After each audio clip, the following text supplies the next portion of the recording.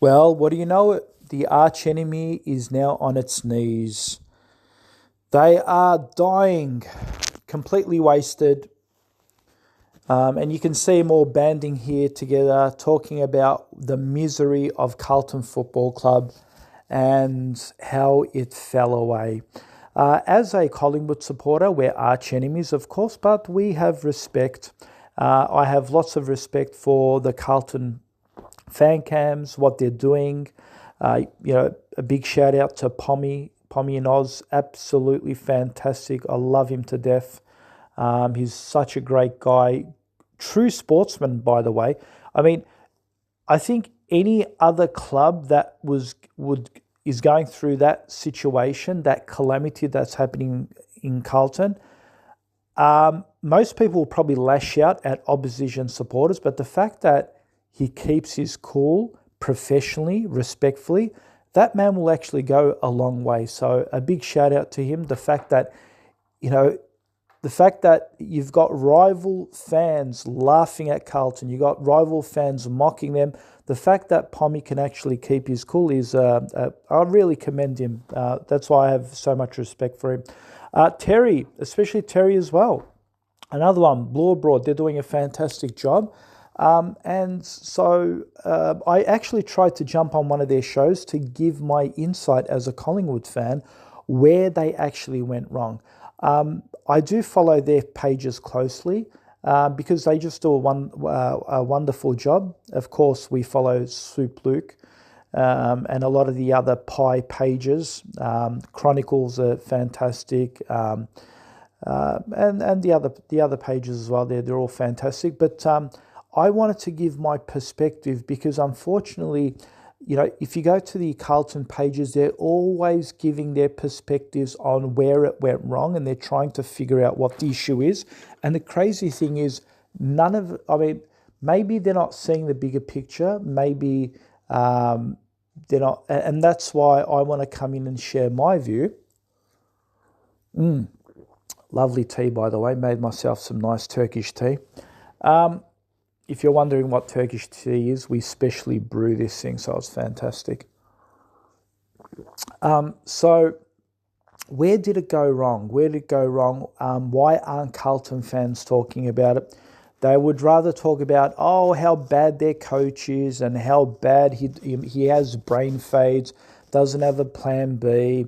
We're always fading out second half. We can't go 4 quarters. It's the coach. And then when it's not the coach, it's the players. If it's not the players, it's, we need a rebuild. If it's not the rebuild, we're gutless. Charlie Curnow is too soft. So they're in this really toxic environment where they don't know who to blame. So then you'll have some Carlton fans saying, it's just a board, we need to get rid of the board. It's so interesting that even they're now blaming poor old Graham Wright, Collingwood ex-football boss. They're saying, he hasn't pulled the shots. What they're basically saying is, he's not sacking Voss and he's allowing Voss to stay. And so they're taking shots at everyone. But so I'm going to give you where it went wrong. But what I talk about is not actually going to fix the club, right? So if you want to get an idea off me where it's going to actually fix the club, it's going to fix the situation, just log out now. Don't listen to me, unsubscribe or whatever you want to do. Close the channel, go watch something else. I'm going to just discuss where it went wrong and how it went wrong. So this was in the beginning of 2021. Carlton Football Club was absolutely tremendous. They were growing as a football club. They had a new coach come in, and over the period, we had seen Carlton pick up some form. They started to do well after they got rid of Teague. They started to perform as a football club. But there was always that missing puzzle in the piece. And I mentioned this to my Carlton friend at the time, because I was in a group and we'd always chat with a Carlton fan and a Richmond Tigers fan. We'd always discuss about, Carlton or Collingwood, Richmond. And so the main issue at Carlton Football Club, they had one of the best midfields. They had one of the best defence with Wiedering.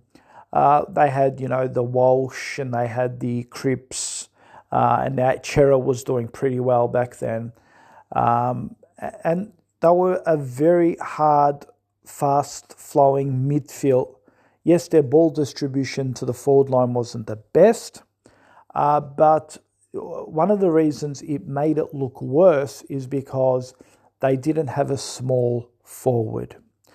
Carlton had two key forwards, Coleman medalists, multiple Coleman medalists.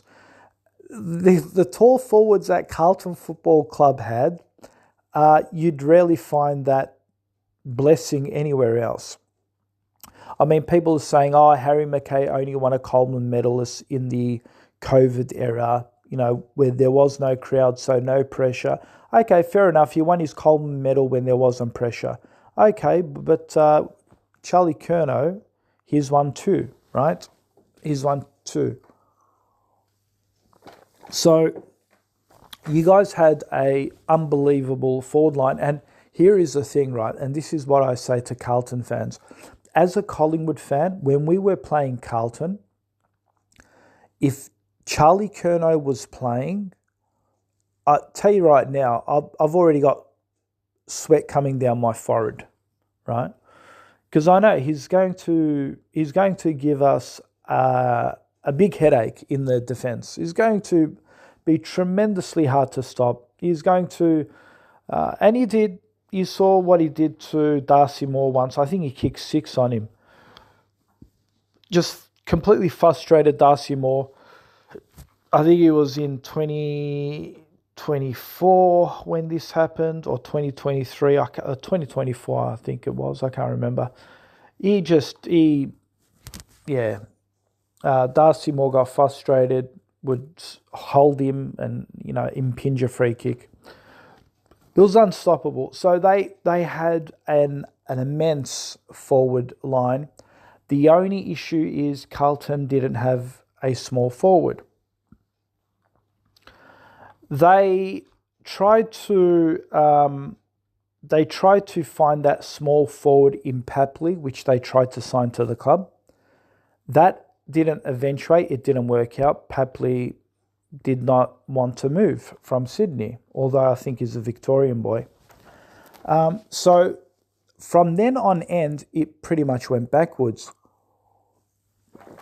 Carlton Football Club tried to then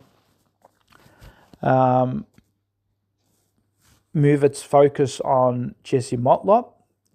At the time, still a kid, still developing.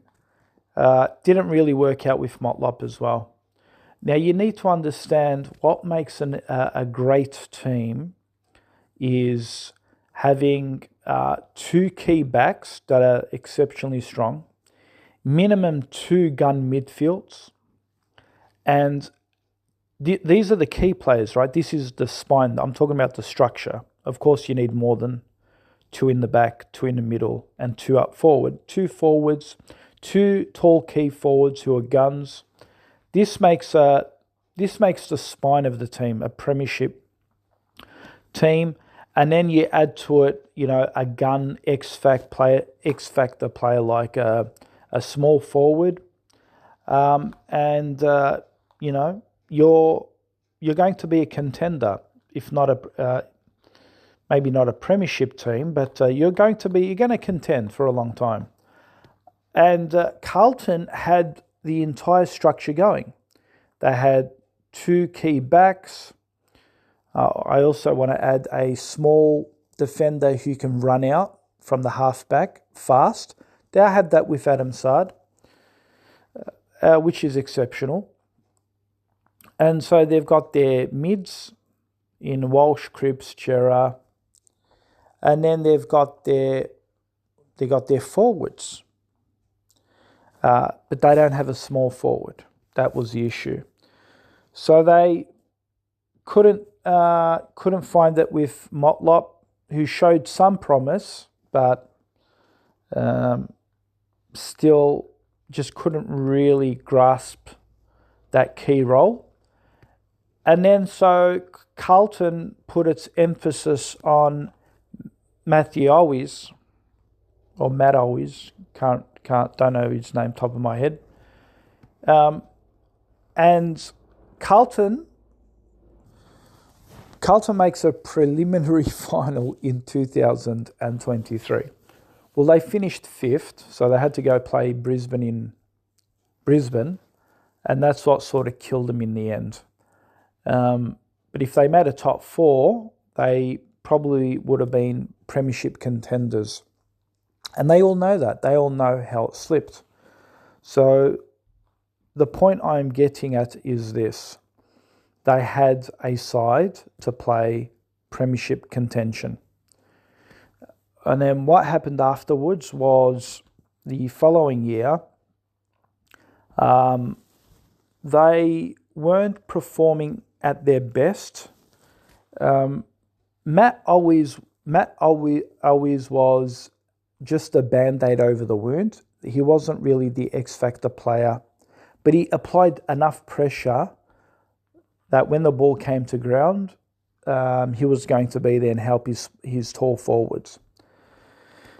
Eventually, Matthew always moved on, and Carlton paid a very big price because they never replaced Always.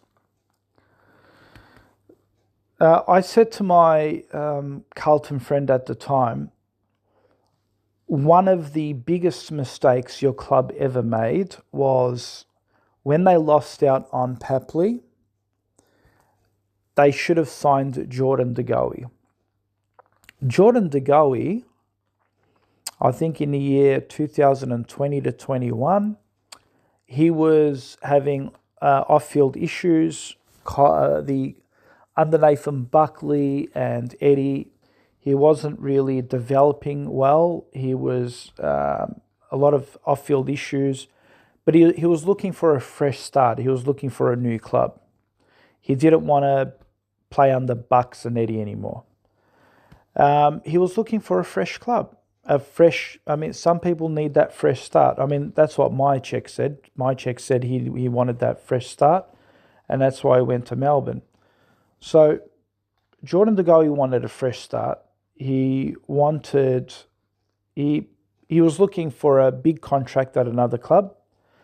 At the time, Jordan De Goey's father was he still is a Carlton supporter, diehard Carlton supporter, and he tried to get his son to Icon Park.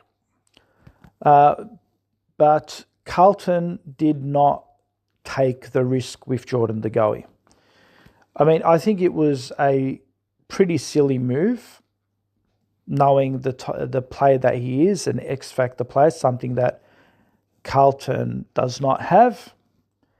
They missed out on Papley. They should have signed Jordan De Goey.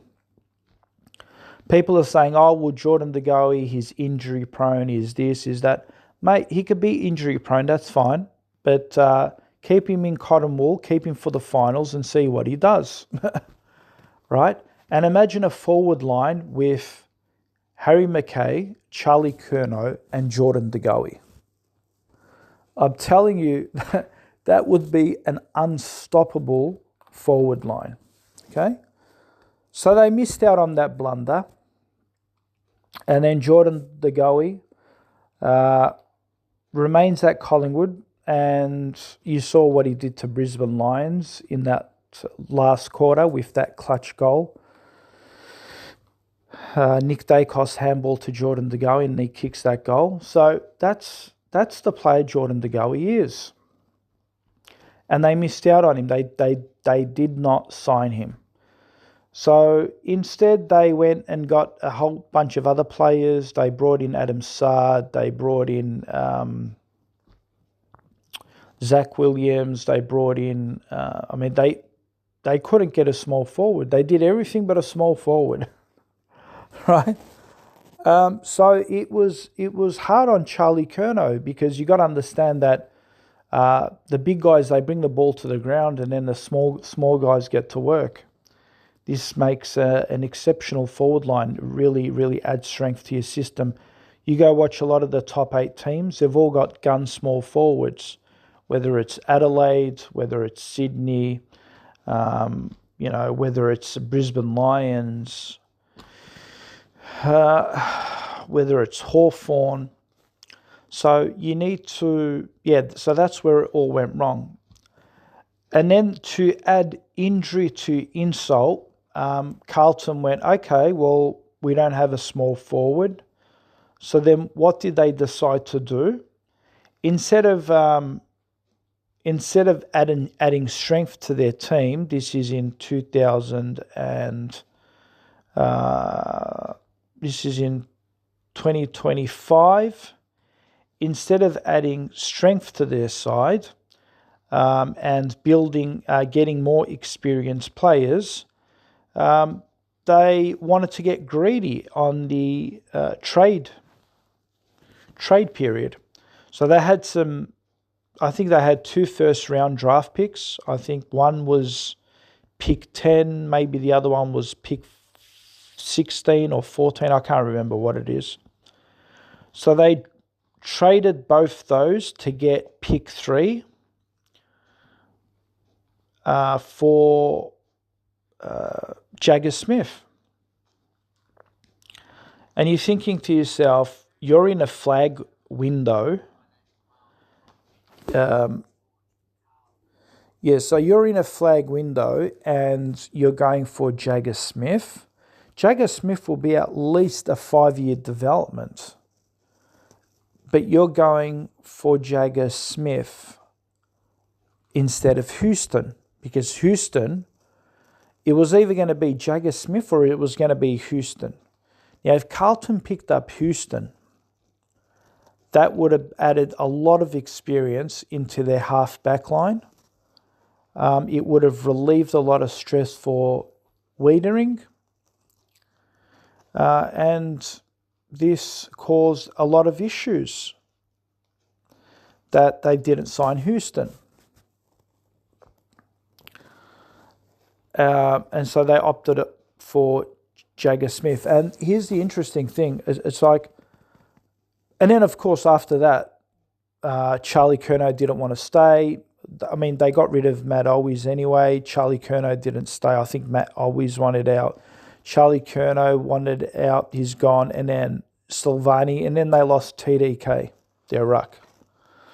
So it seems like the club didn't give them any confidence that they're going to have a good side, a side that will be in there for a premiership. So these guys left the club. Of course, Carlton fans say that's betrayal. I don't know how it's a betrayal if this guy's given, 10 to 12 years at your club. And then he decided to move on. So it just went from bad to worse. And that's why I look at Carlton fans and I'm going, why are you guys so pissed? Like, why are you so angry? Like, didn't you guys see this coming?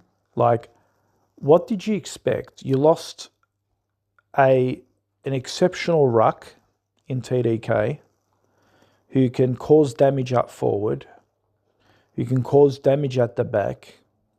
You lost your key forward, and you've lost small forwards. Like, what did you guys expect? Did you guys expect to be contenders?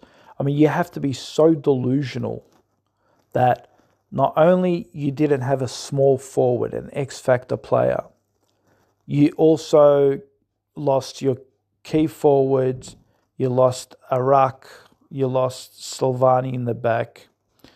And you guys are getting angry because why you're not competing this year. Like, how delusional can you be? And like some Carlton supporters, I think they've got that, they're very spoiled, I guess, because not a lot of teams have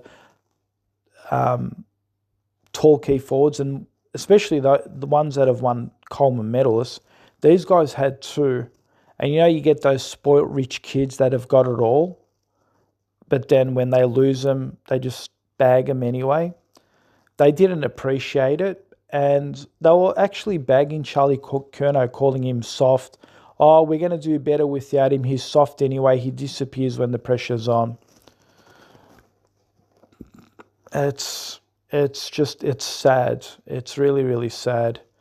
I think it's their way of trying to cover up the shame and the embarrassment, because he was their key figure.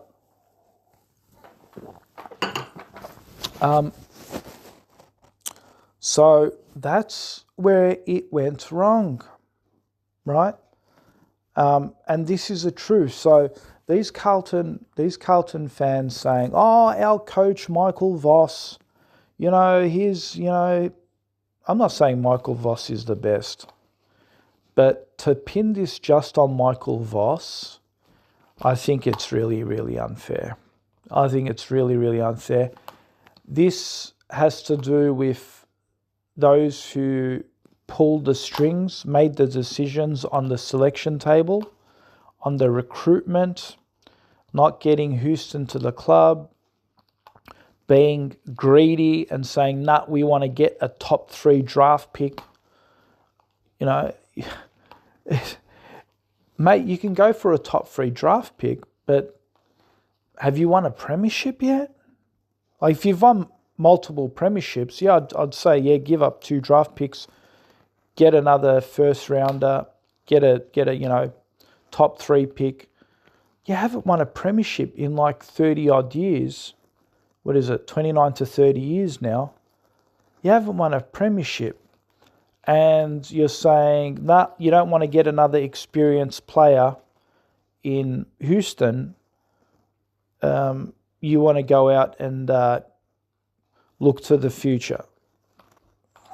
Well, if you want to look to the future, why are you complaining that you're not premiership contenders? Clearly, your head was in the future. It wasn't in the present. Or maybe they thought, oh, Jagger Smith is going to be a Nick Dacos in his first 2 years or first year. Not a lot of... Nick Dacos is special, right? You're not going to peak that early. Not all players. I think that's what they did. They were so delusional that in their head they were imagining Jagger Smith is Nick Dacos. Like, who cares? We don't have to get Houston. We'll get a Jagger Smith. Jagger Smith will run rings in the middle as soon as we recruit him. Like, man, these things take ages. Minimum 2 to 3 years. But if you're an exceptional player like Nick Dacos is, yeah, it might take you 6 months. But Jagger Smith is not that. Can he be a Nick Dacos in a couple of years? Yeah, I mean, he could get to a good level, but yeah, they were absolutely delusional, because I remember even some of their fans were saying, oh, we got our Nick Dacos in Jagger. We got our Nick Dacos in Jagger. So this is the Collingwood's perspective. This is where you guys lost out. And you can cry and whine and blame the coach and then blame Charlie Curnow and when Charlie Curnow's doing well, the ball doesn't come to him. There isn't good ball use coming inside the 50, and then when he wants to leave, he's too soft. He's this, he's that. So it's just a lot of. They're frustrated as a football club. They don't know which way to turn to, but this is the unfortunate issue that has happened, and a lot of the Carlton pages don't wish to talk about this. Do not wish to talk about it. And this is why I'm giving you my insight. What I said to my friend many years ago about where Carlton went wrong, even he laughed at me. He ridiculed me as like, oh, Jordan to go, Kmart Dusty, what's he going to do, blah, blah, blah, blah. But you could see now that had they have made the right decisions, they probably win at least 2 or 3 flags by now. Put it that way. With that, thank you for listening. We'll see you in the next video.